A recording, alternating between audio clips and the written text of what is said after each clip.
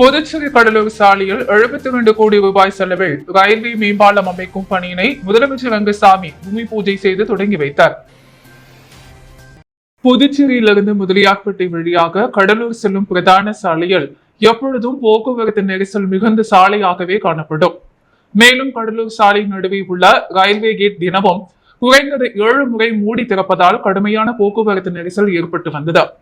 இந்த நிலையில் போக்குவரத்து நெரிசலுக்கு நிரந்தர தீர்வு காணும் வகையில் புதுச்சேரி கடலூர் சாலையில் 72 கோடி ரூபாய் செலவில் ரயில்வே மேம்பாலம் அமைக்க திட்டமிடப்பட்டு அதற்கான அடிக்கல் நிகழ்வு இன்று நடைபெற்றது.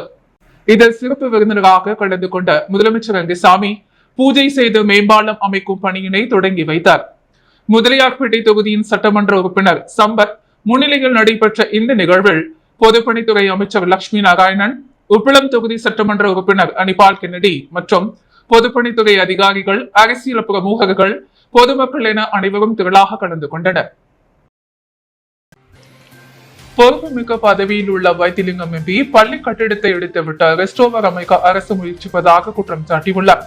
அரசு கட்டிடத்தில் ரெஸ்டோவர் அமைக்க முடியுமா என கேள்வி எழுப்பிய சபாநாயகர் செல்வம் வன்மையாக கண்டித்துள்ளார். புதுச்சேரி சட்டப்பேரவையில் இன்று செய்தியாளர்களை சந்தித்த சபாநாயகர் செல்வம், எனது தொகுதியான மணவெளி சின்ன வீராம்பட்டினத்தில் அரசு ஆரம்ப பள்ளி கட்டிடம் சிதலமடைந்ததா, இதனால் அப்பகுதியைச் சேர்ந்த கடல்வாழ் மற்றும் உள்நாட்டு மீனவர்கள் இணைந்து என்னை சந்தித்து பள்ளிக்கு புதிய கட்டிடம் கட்டித்தரும்படி கோரிக்கை வைத்தனர். இதனால் புதிய கட்டிடம் கட்ட நடவடிக்கை எடுத்தேன். கடந்த 14/9/2024 அன்று கல்வித்துறை சுற்றறிக்கை வெளியிட்டது. இதில் புதிய கட்டிடம் கட்டிய பிறகு மீண்டும் பள்ளி அங்கு இடமாற்றம் செய்யப்படும் என தெரிவிக்கப்பட்டுள்ளது. ஆனால் 2 முறை முதலமைச்சராகவும் அமைச்சராகவும் தற்போது எம்பியாகவும் பொறுப்புமிக்க பதவியில் உள்ள வைத்திலிங்கம் பள்ளி கட்டிடத்தை இடித்துவிட்டு ரெஸ்டோவர் அமைக்க அரசு முயற்சிப்பதாக குற்றம் சாட்டியுள்ளார். இதை வன்மையாக கண்டிக்கிறேன் என்றும், பொறுப்புமிக்க பதவியில் உள்ளவர்கள் தங்கள் பொறுப்புகளை உணர்ந்து பேச வேண்டும். அதை விடுத்து யாரோ சொன்ன தகவல்களை அடிப்படையாக வைத்து பேசக்கூடாது. அரசு கட்டிடத்தில் ரெஸ்டோபார் அமைக்க முடியுமா, இதை அவர்தான் விளக்க வேண்டும். கடந்த 30ஆம் தேதி பெஞ்சல் புயலால் புதுவை கடுமையாக பாதிக்கப்பட்டது. வேடூர், சாத்தனூர் அணைகள் திறக்கப்பட்டதால் ஆற்றும் கரையோர கிராமங்களை வெள்ளம் சூழ்ந்தது. மத்திய குழு பார்வையிட்டு சேத மதிப்பை கணக்கிட வேண்டும் என முதலமைச்சர் கேட்டுக்கொண்டார். மத்திய அரசும் உடனடியாக குழுவை அனுப்பியுள்ளது. அவர்கள் விரைவில் அறிக்கை தாக்கல் செய்ய உள்ளனர்.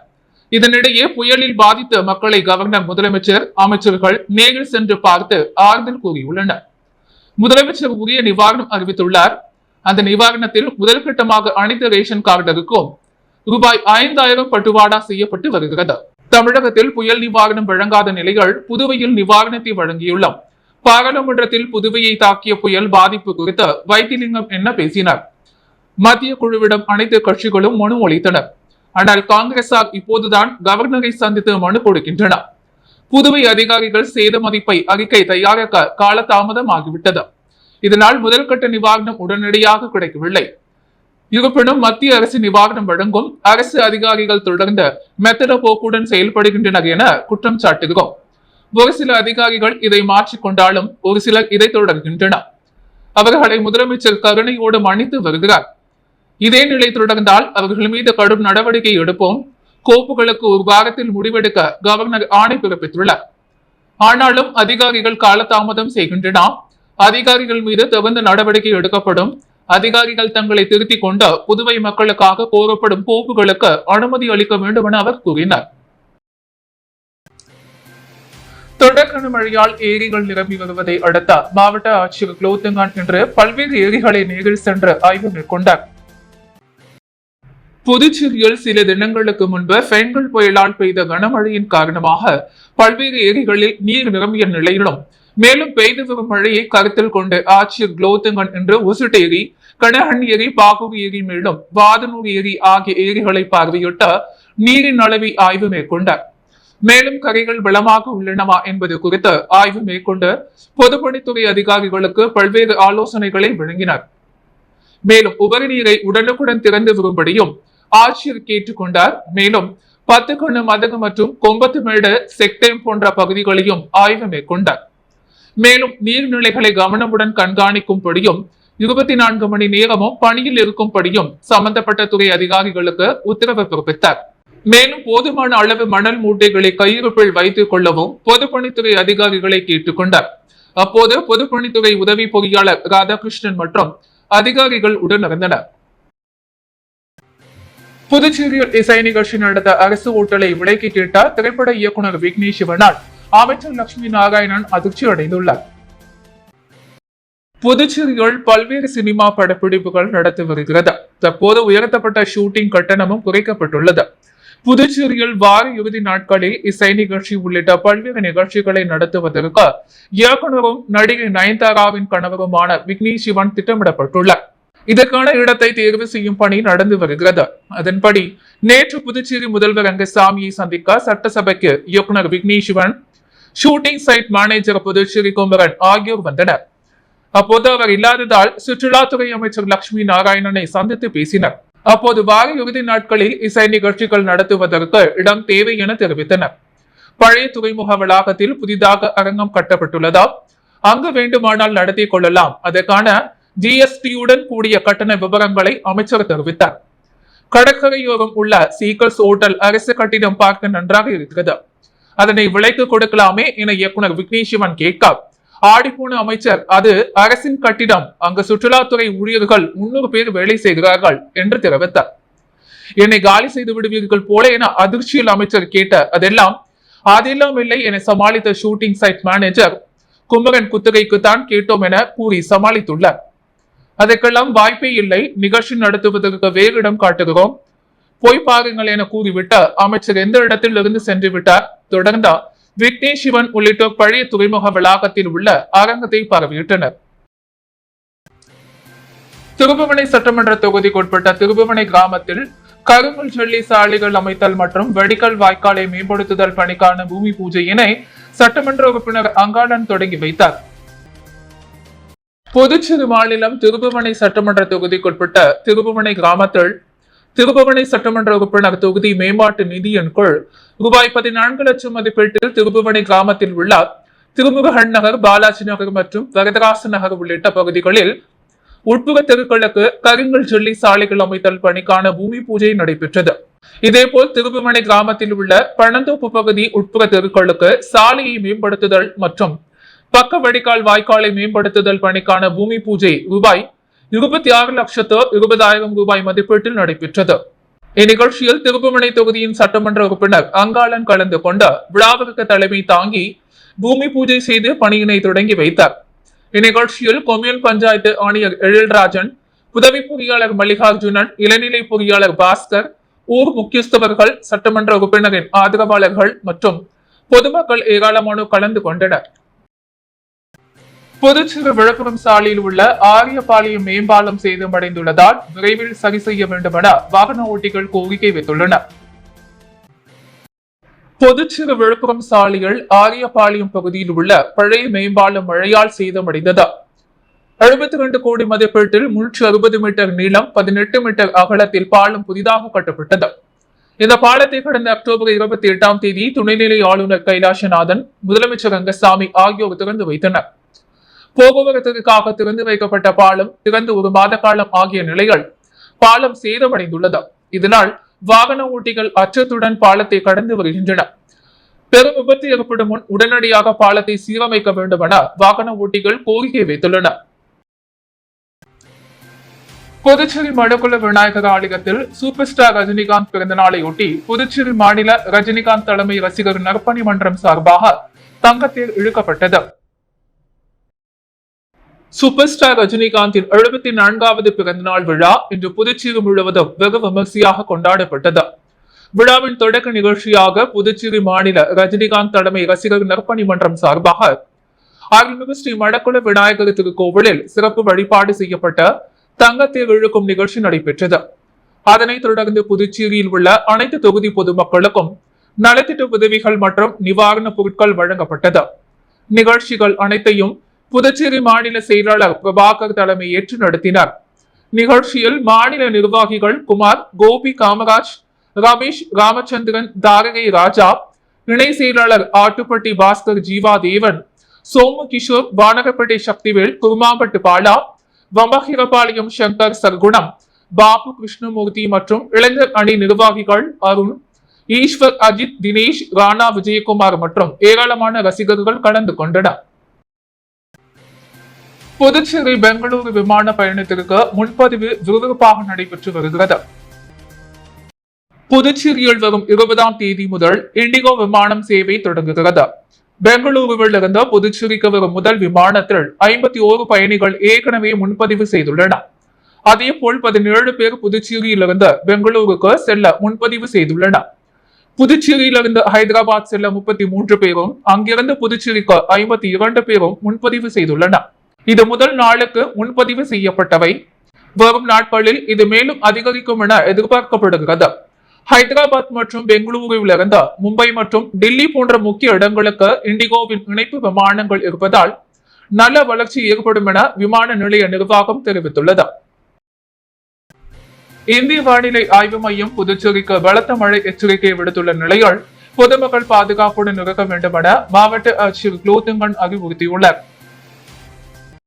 இது தொடர்பாக அவர் வெளியிட்டுள்ள செய்திக்குறிப்பில், தென்மேற்கு வங்கக்கடல் பகுதியில் நிலவி வரும் ஆழ்ந்த காற்றழுத்த தாழ்வு மண்டலம் காரணமாக புதுச்சேரியில் நாளை வரை பலத்த மழை பெய்ய வாய்ப்புள்ளதாக வானிலை ஆய்வு மையம் எச்சரித்துள்ளது. எனவே பொதுமக்கள் பாதுகாப்புடன் செயல்பட வேண்டும். தங்களது வீட்டுக்கு தேவையான மளிகை பொருட்கள், அத்தியாவசிய மருந்துகளை தேவைக்கேற்ப வாங்கி இருப்பு வைத்துக் கொள்ள வேண்டும். அவசர கால பயன்பாட்டிற்காக மின்கலங்கள், மெழுகுவர்த்தி, தீப்பெட்டிகள் ஆகியவற்றை தயார்படுத்தி வைத்துக் கொள்ள வேண்டும். முதியோர், உடல்நலம் குன்றியோர் பாதுகாப்பான இடம் அல்லது நிவாரண முகாம்களில் தங்கிக் கொள்ள வேண்டும். மின் கம்பங்கள் மற்றும் அறுந்து கிடக்கும் மின் கம்பிகளை தொடக்கூடாது. கழிவுநீர் குழாய்களில் அடைப்புகள் இருந்தால் உடனடியாக உள்ளாட்சி நிர்வாகத்திற்கு தெரியப்படுத்த வேண்டும். சாத்தனூர் மற்றும் வீடு அணையிலிருந்து உபரிநீர் வெளியேற்றப்படுவதன் காரணமாக வெள்ள அபாயம் ஏற்படுவதால் சங்கராபரணி மற்றும் தென்பெண்ணை ஆறு அருகில் கரையோரம் வசிக்கும் பொதுமக்கள் பாதுகாப்பாக இருக்கும்படியும் அருகில் உள்ள அரசு நிவாரண முகாம்களில் பாதுகாப்பாக தங்குமாறு அறிவுறுத்தப்பட்டுள்ளது. முதியால்பேட்டை தொகுதியில் ரூபாய் 17,50,000 மதிப்பில் புதிய சிமெண்ட் சாலைகள் அமைக்கும் பணிகளை தொகுதி சட்டமன்ற உறுப்பினர் பிரகாஷ்குமார் பூஜை செய்து தொடங்கி வைத்தார். புதுச்சேரி முதியால்பேட்டை தொகுதி சட்டமன்ற உறுப்பினர் மேம்பாட்டு நிதியில் இருந்தார் ரூபாய் 17,50,000 ரூபாய் மதிப்பில் சோழி நகர் கண்ணதாசன் வீதி மற்றும் ரங்கவிலாஸ் தோட்டம் பின்புறம் உள்ள மகாத்மா காந்தி வீதியில் புதிய சிமெண்ட் சாலைகள் அமைக்கும் பணியின் துவக்க விழா இன்று நடைபெற்றது. விழாவில் தொகுதி சட்டமன்ற உறுப்பினர் பிரகாஷ்குமார் கலந்து கொண்டார். தலைமை தாங்கி பூமி பூஜை செய்து பணியினை தொடங்கி வைத்தார். மேலும் விரைந்து பணிகளை முடிக்குமாறு அதிகாரிகளுடன் அறிவுறுத்தினார். இந்நிகழ்ச்சியில் புதுச்சேரி நகராட்சி ஆணையர் கந்தசுவாமி, செயற் பொறியாளர் சிவபாலன், உதவி பொறியாளர் பழனி ராஜா, இளநிலை பொறியாளர் சிவசுப்பிரமணியம் மற்றும் நகராட்சி ஊழியர்கள் உட்பட அப்பகுதி மக்கள் திரளாக கலந்து கொண்டனர். புதுச்சேரியில் விட்டு பெய்து வரும் கனமழையால் சாலையில் மற்றும் தாழ்வான பகுதிகளில் மழை நீர் தேங்கியதால் பொதுமக்களின் இயல்பு வாழ்க்கை பாதிக்கப்பட்டது. தென்கிழக்கு வங்கக்கடலில் உருவாக்கியுள்ள குறைந்த காற்றழுத்த தாழ்வு பகுதி காரணமாக புதுச்சேரி மற்றும் தமிழகத்தில் கனமழை பெய்யக்கூடும் என சென்னை வானிலை ஆய்வு மையம் எச்சரிக்கை விடுத்திருந்தது. அதன் அடிப்படையில் புதுச்சேரியில் இன்று காலை முதலே விட்டு அவ்வப்போது கனமழை பெய்து வருகிறது. இந்த கனமழை காரணமாக புசி வீதி உள்ளிட்ட பெரும்பாலான சாலைகளிலும் தாழ்வான பகுதிகளிலும் மழைநீர் தேங்கியது. இதன் காரணமாக வாகனங்கள் மழைநீரில் ஊர்ந்தபடி செல்கின்றன. இதனால் பொதுமக்களின் இயல்பு வாழ்க்கை பெரிதும் பாதிக்கப்பட்டது. புதுச்சேரி காரைக்கால் ஏனாமைச் சேர்ந்த 3,54,000 ரேஷன் அட்டைதாரர்களுக்கு வங்கி கணக்கில் தலா ரூபாய் 5,000 மழை நிவாரணம் என்று பட்டுவாடா செய்யப்பட்டுள்ளது. புதுச்சேரியில் பெண்கள் புயலால் பாதித்த அனைத்து ரேஷன் அட்டைதாரர்களுக்கும் ரூபாய் 5,000 வழங்கப்படும் என முதல்வர் ரங்கசாமி அறிவித்திருந்தார். இந்த நிவாரணம் நிதிக்கான கோப்பு நிதித்துறை மூலம் துணைநிலை ஆளுநர் கைலாசநாதனுக்கு அனுப்பி வைக்கப்பட்டது. இந்த கோப்பிற்கு துணைநிலை ஆளுநர் கைலாசநாதன் அனுமதி அளித்துள்ளார். இந்த நிவாரண நிதி இன்று முதல் பயனாளிகளின் வங்கி கணக்கில் செலுத்தப்பட்டு வருகிறது. இது பற்றி முதல்வர் அலுவலகம் வெளியிட்டுள்ள செய்திக்குறிப்பில், முதல்வர் உத்தரவின் பெயரில் மாநில அரசு நிதியிலிருந்து அனைத்து ரேஷன் அட்டைதாரர்களுக்கும் தலா ரூபாய் 5,000 வழங்க அரசாணை வெளியிடப்பட்டது.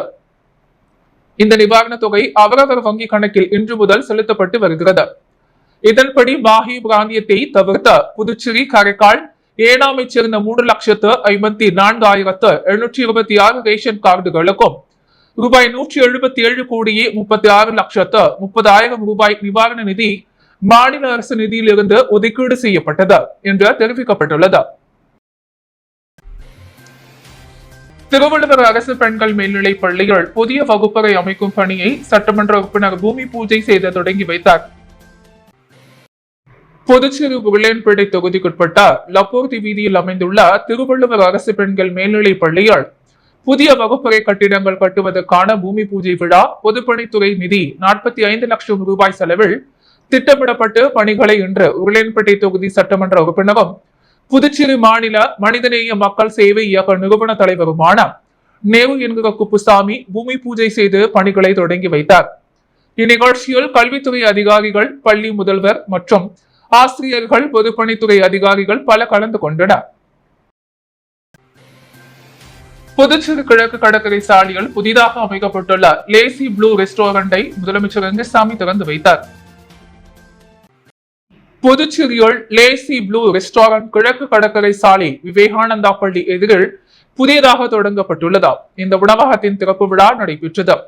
இதில் சிறப்பு விருந்தினராக கலந்து கொண்ட முதலமைச்சர் ரங்கசாமி ரிப்பன் வெட்டி குத்துவிளக்கு ஏற்றி லேசி ப்ளூ ரெஸ்டாரண்டை திறந்து வைத்து விற்பனையை தொடங்கி வைத்தார். விழாவில் முக்கிய நிர்வாகிகள் கலந்து கொண்டனர். பெரிய வாய்க்காலை சீரமைக்கும் பணியினை அதிகாரிகளுடன் சென்று சட்டமன்ற உறுப்பினர் அனிபால் கென்னடி ஆய்வு மேற்கொண்டார். புதுச்சேரி புலம் தொகுதியில் 5 கோடி மதிப்பீட்டில் ஸ்மார்ட் சிட்டி பணியின் கீழ் பெரிய வாய்க்கால் மற்றும் பாலம் சீரமைப்பு பணிகள் நடைபெற்று வருகிறது. இப்பணியானது வாய்க்கால் மேலே புயல் மழையால் சாய்ந்த மரங்களை அப்புறப்படுத்தி சுத்திகரிப்பு செய்யும் பணியையும், வாய்க்காலை சுத்தமாக தூர்வாரும் பணியை இன்று சட்டமன்ற உறுப்பினர் அனிபால் கென்னடி நேரில் சென்று ஆய்வு மேற்கொண்டார். மேலும் கட்டுமான சீரமைப்பு பணியை விரைந்து தரமானதாக முடித்துக் கொடுக்க வேண்டும் என்று கேட்டுக்கொண்டார். அப்போது துணை தொகுதி செயலாளர் நிசார், மாநில மீனவர் அணி துணை அமைப்பாளர் விநாயகமூர்த்தி, கிளை செயலாளர்கள் செல்வம், இருதயராஜ், ராகேஷ், கழக சகோதரர்கள் மோரிஸ் ரஹ்மான் ஆகியோர் உடன் இருந்தனர். சூப்பர் ஸ்டார் ரஜினியின் 74வது பிறந்தநாள் விழா கொட்டு மழையால் அன்னதானம் மற்றும் ஏழை எளிய மக்களுக்கு ஆடைகள் வழங்கி புதுச்சேரி தலைமை ரசிகர் மன்றம் சார்பில் கொண்டாடப்பட்டது. சூப்பர் ஸ்டார் ரஜினிகாந்தின் 74வது பிறந்த நாளை முன்னிட்டு புதுச்சேரி தலைமை ரசிகர் மன்றம் சார்பில் மாநில ஒருங்கிணைப்பாளர் ரவிச்சந்திரன் தலைமையில் பல்வேறு நலத்திட்ட உதவிகள் வழங்குவதற்கு ஏற்பாடு செய்யப்பட்டிருந்தது. அதன்படி ரஜினிகாந்த் ரசிகர்கள் அருள்மிகு பாலமுருகன் திருக்கோவில் மற்றும் சக்திவேல் பரமானந்தா சித்தர் மடத்தில் சிறப்பு பூஜை செய்தனர். தொடர்ந்து புதிய பேருந்து நிலையம் அருகே 500க்கும் மேற்பட்ட பொதுமக்களுக்கு கொட்டு மழையில் அன்னதானம் வழங்கி கொண்டாடப்பட்டது. மேலும் 300 ஆட்டோ தொழிலாளர்கள் மற்றும் 500 தூய்மை பணியாளர்கள் என அனைவருக்கும் இலவச புடவைகள் மற்றும் போர்வை, பேண்ட், சட்டைகள் வழங்கி கொண்டாடப்பட்டது. இந்த விழாவில் ரஜினிகாந்த் ரசிகர்கள் பாண்டியன், பரிமளம், மோகன், கலைக்கதிரவன், விஜயகுமார், செல்வம், இரணியன், கருணாமூர்த்தி, தயாளன், குழந்தை ராஜு, கதாமணி பாபு மற்றும் தாய்வீடு பாண்டியன், பாயம்புலி செல்வம், கருணா உள்ளிட்ட நிர்வாகிகள் திரளாக கலந்து கொண்டனர். விழாவின் முடிவில் சுமார் 500 பேருக்கு லட்டுகள் வழங்கி கொண்டாடப்பட்டது. பெண்கள் புயலால் பாதிக்கப்பட்ட பனையடிக்குப்பம் பொதுமக்களுக்கு நலத்திட்ட உதவிகளை திமுக அமைப்பாளர் சட்டமன்ற உறுப்பினர் சிவா வழங்கினார். பாகூர் கொம்யூன் பஞ்சாயத்திற்குட்பட்ட படியக்குப்பம் கிராமம் பெண்கள் புயலால் மிகவும் சேதமடைந்தது. புயல் காரணமாக அப்பகுதி மக்களின் இயல்பு வாழ்க்கை பாதிக்கப்பட்டது. அப்பகுதி மக்களை திமுக அமைப்பாளர் சிவா மற்றும் பாகூர் சட்டமன்ற உறுப்பினர் செந்தில்குமார் ஆகியோர் சந்தித்து ஆறுதல் கூறினர். மேற்கொண்டு அப்பகுதியைச் சேர்ந்த 300க்கும் மேற்பட்ட பொதுமக்களுக்கு அரிசி, பாய் மற்றும் வேட்டி புடவை அடங்கிய தொகுதி பணை புதுவை திமுக அமைப்பாளர் சிவா மற்றும் பாகூர் சட்டமன்ற உறுப்பினர் செந்தில்குமார் ஆகியோர் வழங்கினார். இந்நிகழ்ச்சியில் நெட்டப்பாக்கம் திமுக தொகுதி செயலாளர் சக்திவேல், திமுக துணை அமைப்பாளர்கள் தேவேந்திரன், திருநாவுக்கரசு, உருளையன்பேட்டை திமுக தொகுதி செயலாளர் சக்திவேல், லாஸ்பேட்டை திமுக தொகுதி செயலாளர் தியாகராஜன் மற்றும் பனையடிக்குப்பம் நிர்வாகிகள் மோகன்ராஜ், குமரவேல், ஸ்ரீதர், பன்னீர்செல்வம், வினோத்குமார், பாலு, குணசேகரன் உட்பட பொறுப்பாளர்கள், கட்சி உறுப்பினர்கள் மற்றும் பொதுமக்கள் ஆகியோர் உடனிருந்தனர்.